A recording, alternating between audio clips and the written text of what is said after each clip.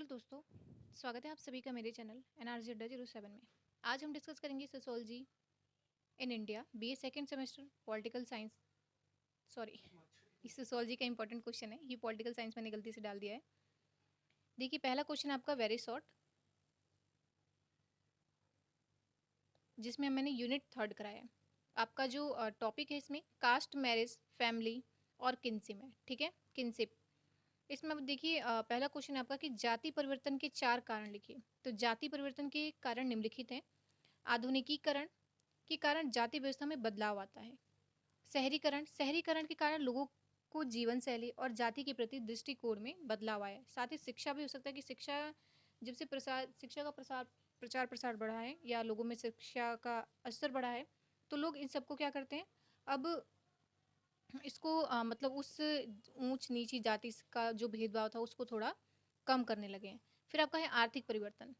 आर्थिक परिवर्तन के कारण जाति के आधार पर भेदभाव कम हुआ है। पांचवा है आपका कि सामाजिक आंदोलन। सामाजिक आंदोलन ने जाति व्यवस्था के खिलाफ आवाज उठाई और बदलाव को बढ़ावा दिया। फिर आपका है कि कानूनी प्रावधान। कानूनी प्रावधानों ने जाति आधारित भेदभाव को रोकने की मदद की है। ठीक है, प्रश्न दूसरा आपका कि हिंदू विवाह की 4 विशेषताएं लिखिए। तो 4 विशेषताएं कौन कौन सी हैं? संस्कार है, आजीवन प्रतिबद्धता है। संस्कार मतलब हिंदू विवाह एक संस्कार है जो दो व्यक्तियों के मिलन को पवित्र और धार्मिक महत्व देता है। ठीक है, दूसरा आपका कि आजीवन प्रतिबद्धता।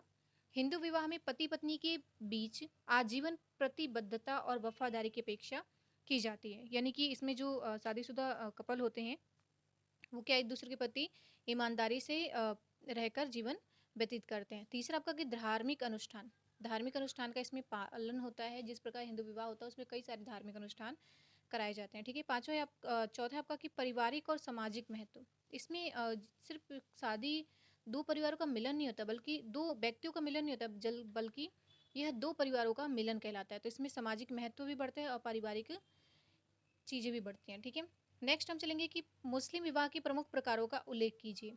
तो मुस्लिम विवाह के प्रमुख प्रकार कौन कौन से हैं? फसीद विवाह है, निकाह या शाहिद विवाह है। ठीक है, बालिद विवाह है और जबत विवाह है। जबत, ठीक है, ये जबत विवाह है।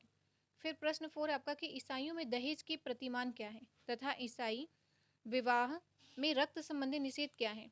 तो ईसाइयों में रक्त संबंधों के अतिरिक्त अन्य सभी संबंधियों से विवाह संबंध स्थापित करने की स्वतंत्रता धर्म द्वारा दी गई है। साथ ही इसमें दहेज के क्या प्रतिमान है? इसके दहेज की प्रतिमान ये है कि ईसाइयों में दहेज या कन्या मूल्य का प्रचलन नहीं है। यानी कि इसमें दहेज ना लिया जाता है और ना ही दिया जाता है। दूसरे शब्दों में दहेज लेना तथा दहेज देना दोनों अच्छा नहीं समझा जाता है। लेकिन अगर कोई वर पक्ष या वधु पक्ष देना चाहे तो उसको उपहार के तौर पे वो माना जाता है। ठीक है, फिर हम डायरेक्ट चलेंगे लॉन्ग क्वेश्चन पे कि जाति का अर्थ लिखिए तथा जाति किसे कहते हैं और उसकी विशेषता बताइए। तो जाति शब्द का शाब्दिक अर्थ नल प्रजाति या भेद है। इस शब्द का सर्वप्रथम प्रयोग गार्सिया दी ओर्टा ने किया था। समाज में व्यक्ति की स्थिति को उसके जन्म लेने वाले समूह से निर्धारित की जाती है। यानी कि कौन से समूह में वो किस बच्चे का हो रहा है, कहाँ हो रहा है, किस व्यक्ति के घर हो रहा है। ठीक है, तो उसकी जाति, स्थिति, नाम और सब सारी चीज़ें उससे पता चलती है। ठीक है, फिर है कि जाति भी व्यक्तियों का एक समूह है जिसकी सदस्यता व्यक्ति जन्म से प्राप्त करता है। जिसके घर वो जन्म लेगा अगर कोई बच्चा, तो सदस्यता जिस घर की होगी उसको वही सदस्यता प्राप्त होगी। ठीक है, उसके बाद है कि जब एक वर्ग पूर्णतः अनुवांशिकता पर आधारित होता है उसे हम जाति कहते हैं। अब जाति की कौन सी 4 प्रमुख विशेषताएं हैं? जन्म पर आधारित सदस्यता, खान पान पर प्रतिबंध, उच्च नीच की भावना। देखिए जन्म पर आधारित सदस्यता मैंने आपको बता दिया कि जैसे जिस उसमें जन्म लेगा, जिस सदस्य यानी जिस घर में जन्म लेगा या जहाँ भी वो जन्म लेगा उसकी वो सदस्यता मिलती है, चाहे वो किसी भी कास्ट का हो। ठीक है, उसके बाद है आपका ऊंच नीच की भावना। अब ऊंच नीच की भावना क्या है कि जाति व्यवस्था के अंतर्गत एक जाति दूसरी जातियों से ऊंची नीची होती है। इस ऊंच नीच के कारण ही उच्च जाति के सदस्य निम्न जाति के सदस्यों को चुनाव भी पसंद नहीं करते। पहले ये जाति व्यवस्था बहुत ज़्यादा थी। ठीक है, लेकिन अब इसको कुछ स्तर पर कम होता पाया गया है। फिर आपका समान संस्कृति की मान्यता है। जाति के सदस्यों की समान संस्कृति पाई जाती है। जाति के सभी सदस्यों में समान प्रथाएं, परंपराएं और रूढ़ी पाई जाती है। ठीक है, फिर आपका है कि अंतर विवाह समूह। जाति के सदस्यों में विवाह संबंधी प्रतिबंध होते हैं। यानी कि अगर कोई एक जाति का है तो अपनी ही कास्ट में वो विवाह करेगा, लेकिन अगर वो अपनी कास्ट क्या है अलग जाकर किसी और से विवाह नहीं कर सकता। ठीक है, फिर आपका है कि सदस्यों के निश्चित कार्य। सामाजिक में प्रत्येक जाति के सदस्य अपनी स्थिति के अनुसार कार्य भी करते हैं और उच्च वर्गीय जाति के सदस्य कोई ऐसा कार्य नहीं करते जिसमें उनकी सामाजिक स्थिति में गिरावट आ जाए। ठीक है, तो सब अपने हिसाब से कार्य करते हैं। फिर आपका है सामाजिक संबंधों का अभाव। एक जाति के सदस्य केवल अपनी जाति में खान पान, विवाह आदि के संबंध स्थापित करते हैं। फलस्वरूप अंतर जाति बीच मंडों की स्थापना नहीं की जा सकती। अतः विभिन्न जातियों के बीच सामाजिक संबंधों का भाव पाया जाता है। यानी कि जो जैसे बहुत सारी जातियाँ पाई जाती हैं तो क्या करते हैं, सब एक दूसरे से लगाव रखते हैं, बल्कि वैसे कि सामाजिक जीवन में हम सभी से लगाव रखते हैं, लेकिन जब अपने परिवार की बात आती है तो हम उसी प्रकार का चलते हैं, उसी रीति रिवाजों से चलते हैं जो हम बहुत पहले से चलता आ रहा है। ठीक है, फिर आपका है विवाह से आप क्या समझते हैं। हिंदू विवाह, सॉरी ये हिंदी लिख गया है, कि हिंदू विवाह के प्रमुख उद्देश्य तथा विशेषता बताइए तथा हिंदू विवाह के परंपरागत स्वरूपों का वर्णन कीजिए। हिंदू विवाह एक पवित्र तथा धार्मिक सामाजिक बंधन है जो स्त्री व पुरुष के साथ जन्म जन्मांतरों के संबंध प्रदर्शित करता है। हिंदू धर्म में विवाह को 16 संस्कारों में से एक संस्कार माना जाता है, इसलिए हिंदू विवाह को सामान्यतः एक संस्कार के रूप में स्वीकार किया जाता है। हिंदू विवाह एक सामाजिक समझौता नहीं है, बल्कि कुछ उद्देश्यों की पूर्ति के लिए बनाया गया है। स्त्री पुरुष के बीच एक जन्म जन्मांतर का बंधन है जो कि दो आत्माओं का मिलन कहलाता है। ठीक है, इसमें देखिए जेम्स के अनुसार परिभाषा दी गई है कि जेम्स के अनुसार क्या कहा गया है कि विवाह मानव समाज में सार्वभौमिक रूप से पाई जाने वाली वह संस्था है जो कि यौन संबंध, गृह संबंध, प्रेम तथा मानवीय स्तर पर व्यक्तित्व के जैविकीय, मनोवैज्ञानिक, सामाजिक, नैतिक व आध्यात्मिक विकास की आवश्यकता को पूरा करता है।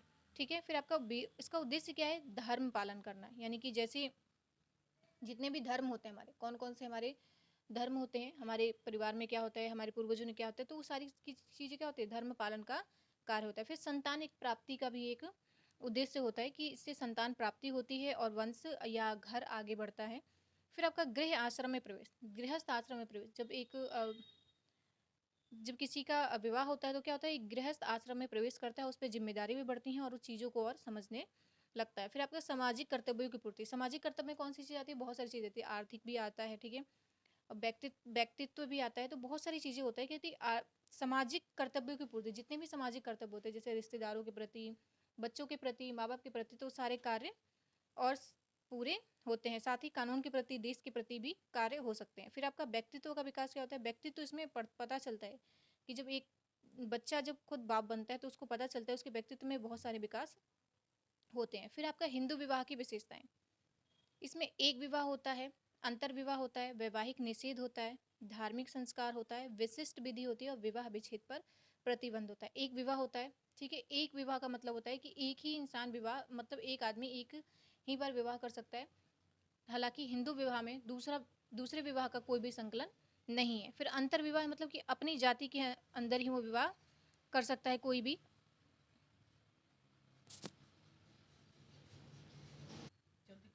ठीक है, फिर आपका होता है धार्मिक संस्कार। इसमें बहुत सारे धार्मिक, जब हमारा विवाह होता है तो बहुत सारी चीज़ें, रीति रिवाज, उसमें सारी चीज़ें क्या होती हैं, सम्मिलित होती हैं। फिर आपका विशिष्ट विधि होता है, बहुत सारी विधियों के, जब घर में दुल्हन आती है या जब दूल्हा जाता है तो बहुत सारी विशिष्ट विधि कराई जाती है। फिर विवाह विच्छेद पर प्रतिबंध, यानी कि हमारे यहाँ तलाक का कोई भी नियम नहीं है। ठीक है, तलाक हमारे यहाँ नहीं लिया जाता है। फिर आपका है हिंदू विवाह के स्वरूप का वर्णन। तो हिंदू विवाह के स्वरूप का वर्णन इसमें है ब्रह्म विवाह, ब्रह्म विवाह है पहला, देव विवाह है, आश्र विवाह है, प्रजापत्य विवाह है, असुर विवाह है, गंधर्व विवाह है, राक्षस विवाह है और पैशाच विवाह है।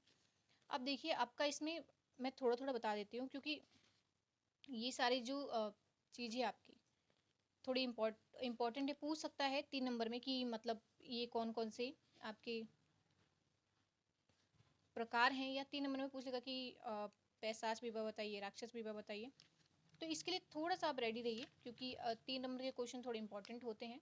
लॉन्ग भी इंपॉर्टेंट होता है, लेकिन 3 नंबर में कोई चॉइस नहीं होता आपके पास, लॉन्ग में चॉइस होता है। ठीक है, तो हम थोड़ा सा इसके बारे में बात करेंगे।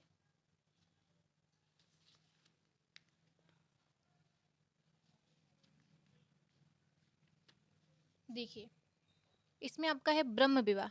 वर कन्या दोनों यथा विधि ब्रह्मचर्य से पूर्ण विद्वान, धार्मिक और सुशील हों, उनका परस्पर प्रसन्नता से विवाह हो तो उनका विवाह क्या कहलाता है, ब्रह्म विवाह कहलाता है। इस प्रकार विवाह में कन्या के माता पिता अपनी खुशी से एक विद्वान और योग्य वर को अपनी कन्या के लिए चुनते हैं। अब दैव विवाह क्या होता है कि इस प्रकार के विवाह में कन्या के पिता एक यज्ञ की व्यवस्था करते हैं और शुद्धता अलंकार से सज्जित कन्या का एक दान उस व्यक्ति को किया जाता है जो उस यज्ञ को उचित ढंग से पूरा करता है। फिर आपका है आर्ष विवाह। आर्ष विवाह का संबंध ऋषि शब्द से है। बौद्धिक तथा आध्यात्मिक शक्ति व चरित्रों के लिए ऋषियों का आदर किया जाता था। उनमें ऐसे बुद्धिमान संतति की उत्पत्ति की आशा की जाती थी जो परिवार तथा समाज की गौरव व गर्व की वस्तु होगी। इसलिए ऐसे ऋषि से अपनी कन्या का विवाह कर देने से सभी माता पिता अत्यधिक इच्छुक रहते थे। फिर आपका है प्रजापत्य विवाह। वर और वधु को वैवाहिक जीवन के संबंध में उपदेश देकर और तुम दोनों मिलकर गृहस्थ धर्म का पालन करना और तुम दोनों का जीवन सुखी एवं समृद्धशाली हो, यह कहकर विधिवत वर की पूजा करके कन्या का दान ही प्रजापत्य विवाह कहलाता है। अब असुर विवाह क्या है? असुर विवाह में विवाह के लिए इच्छुक व्यक्ति को कन्या के पिता या अभिभावक को कन्या मूल्य चुकाना पड़ता है, यानी जो दहेज प्रथा होती है। इसके अनुसार कन्या का कुछ पहले ही निश्चित हो जाता है और उसे चुकाए बिना विवाह नहीं हो सकता। फिर आपका है गंधर्व विवाह। यह विवाह कन्या और वर के परस्पर प्रेम के फलस्वरूप उनकी इच्छा के अनुसार होता है तथा वे बिना अपनी माता पिता की अनुमति के ही एक दूसरे को पति और पत्नी के रूप में स्वीकार कर लेते हैं। फिर आपका राक्षस विवाह। लड़ाई करके, छीन झपट कर या कपट से कन्या से विवाह कर लेना, वो कहलाता है आपका राक्षस विवाह। ठीक है, नेक्स्ट आपका पैशाच विवाह। जब निद्रित शराब आदि पी हुई या अन्य प्रकार के उन्मत्त स्त्री के साथ किसी न किसी प्रकार की जबरदस्ती या धोखा देकर यौन संबंध स्थापित कर लिया जाता है तो उसे पैशाच विवाह कहा जाता है। ठीक है, हम आगे चलेंगे कि परिवार को परिभाषित करते हुए परिवार का अर्थ बताइए तथा उसकी प्रमुख विशेषताओं का भी वर्णन कीजिए। देखिए, परिवार क्या होता है? परिवार होता है जो जिसमें सभी लोग मिलकर हमारे फैमिली के लोग रहते हैं। परिवार समाज की केंद्रीय इकाई है जिसमें कौन होते हैं? माता पिता, भाई बहन, चाचा चाची, भतीजी, है ना, भतीजा भतीजी, पुत्र पुत्री आदि होते हैं। मैकाइवर एवं पेज के अनुसार कि परिवार पर्याप्त निश्चित यौन संबंधों द्वारा परिभाषित एक ऐसा समूह है जो बच्चों को पैदा करने तथा लालन पालन करने की व्यवस्था करता है। परिवार की मुख्य विशेषताएं क्या है?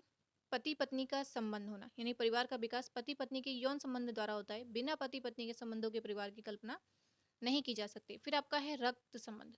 परिवार की एक अन्य विशेषता है कि जो माता पिता और बच्चे होते हैं उनमें एक रक्त संबंध होता है। ठीक है, नेक्स्ट है आपका कि निवास स्थान। बिल्कुल, अगर परिवार होगा तो एक निवास स्थान या एक घर की व्यवस्था उसमें होती है, उसमें सारी चीज़ों की व्यवस्था होती है, घर के अंदर सारी सुविधा होती है। फिर आपका आर्थिक सुरक्षा।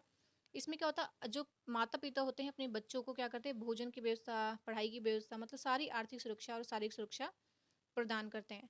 फिर आपका है सार्वभौमिकता। परिवार एक ऐसा सॉन्ग है जो विश्व के समस्त समाज में पाया जाता है। यदि हम अतीतकालीन इतिहास का अध्ययन करें तो हम ज्ञात होगा कि आदिकाल से ही परिवार का अस्तित्व चल रहा है। ठीक है, सामाजिक सुरक्षा, यानी कि अगर सामाजिक सुरक्षा मतलब अगर हम अपने घर पे हैं तो हमें हर तरफ से सुरक्षा मिलेगी, हमारे चाचा से, हमारे पिता से, हमारे भाई से।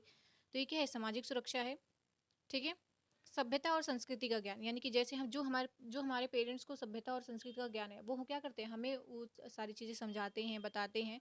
तो परिवार का इसमें बहुत बड़ा योगदान रहता है। फिर आपका है नातेदारी व्यवस्था क्या है? इसकी श्रेणियाँ, शब्दावली, अर्थ और परिभाषा बताइए तथा इसके भेद का भी वर्णन कीजिए। देखिए, मानव जन्म परिवार में होता है, यहीं से उसका लालन पोषण प्रारंभ होता है।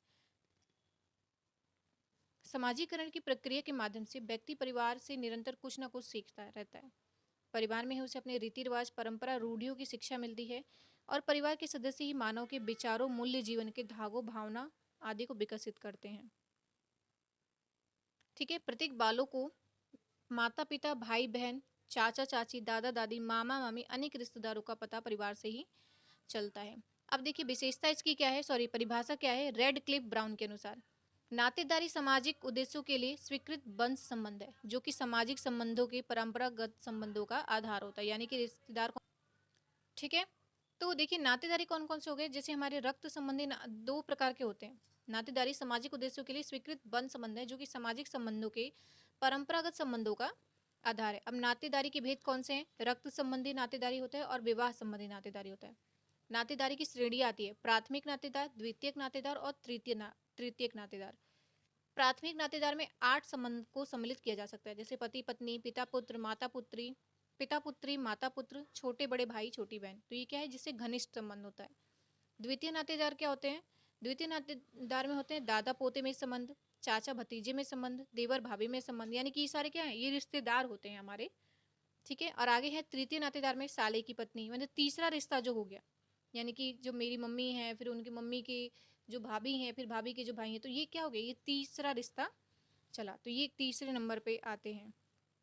तो ये थे नातेदारी के भेद। फिलहाल के लिए इतना ही। धन्यवाद। नेक्स्ट वीडियो जल्दी आएगी।